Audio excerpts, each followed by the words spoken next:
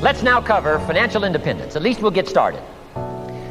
Everybody has to wrestle now with their own concept of financial independence or getting rich or becoming wealthy. I know some people are a little uncomfortable with those kind of phrases, and I can understand that. You know, we've heard the phrase, which is true, to love money would certainly be evil. Money's not evil. There is some evil ways to acquire it. The difference between greed and ambition. Contrary to the movie Wall Street, greed is not good. Greed is evil. It must be dealt with. Greed is evil. Greed hopes for something for nothing. Greed hopes for more than its share. Greed hopes for something at the expense of others. We call that evil. Right, we should lock them up. It's true. Make them pay the price. Greed is not good. Here's what is good. Ambition. Legitimate ambition. Legitimate ambition says, I only want something at the service of others. Not the expense of others, but at the service of others. Jesus gave the greatest scenario for success when he said, whoever wishes to be the greatest, nothing wrong with wishing to be the greatest. It's called enlightened self-interest. But he gave the key to those who wish to be the greatest. Here's what he said. Find a way to serve the most. Service to many leads to greatness. Not the expense of many. Not at the calamity of many. The greed for power caused Stalin, in his day and time, to kill 30 million of his own countrymen. His greed and lust for power was so powerful. It is true. Absolute power corrupts absolutely.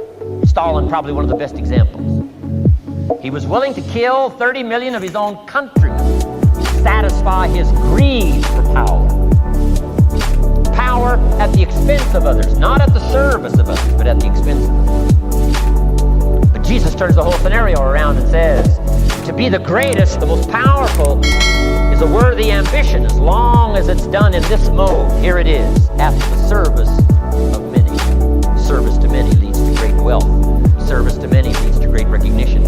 Service to many leads to great satisfaction. Zig Ziglar probably said it as well as anybody could say. If you help enough people get what they want, you can have everything you want. That's not greed. It's called legitimate ambition at the service. But I know some people have, they're struggling with this idea, and we talk about how to get rich. I've been teaching kids, all these years. How to be rich by 40, 35 if you're extra bright, much sooner if you find a unique opportunity. And some people are a little disturbed by that, teaching kids how to get rich, teaching kids how to make a fortune. So I've modified it a little bit, and here's the best I've been able to come up with. And that is the goal to become financially independent. A little softer than rich. A little softer than make a fortune, and sometimes it's a little easier for it to go down, or at least comprehend, if it's put, I think, in these terms. Financial independence. Here's my definition of financial independence. The ability to live from the income of your own personal resources.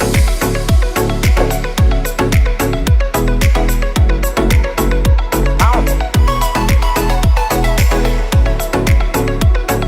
And I think it's a worthy goal. I think it's a worthy and legitimate ambition. Render good service, develop skills in the marketplace, and become so valuable that you can have the resources, and finally, have enough resources, well invested, to where you could live independent from the income of your own personal resources. Then if you do wise things with your resources and the income, all the things you'd like to do, the projects you'd like to support, things you'd like to take care of that you can't take care of now, I think it's a worthy ambition, financial independence.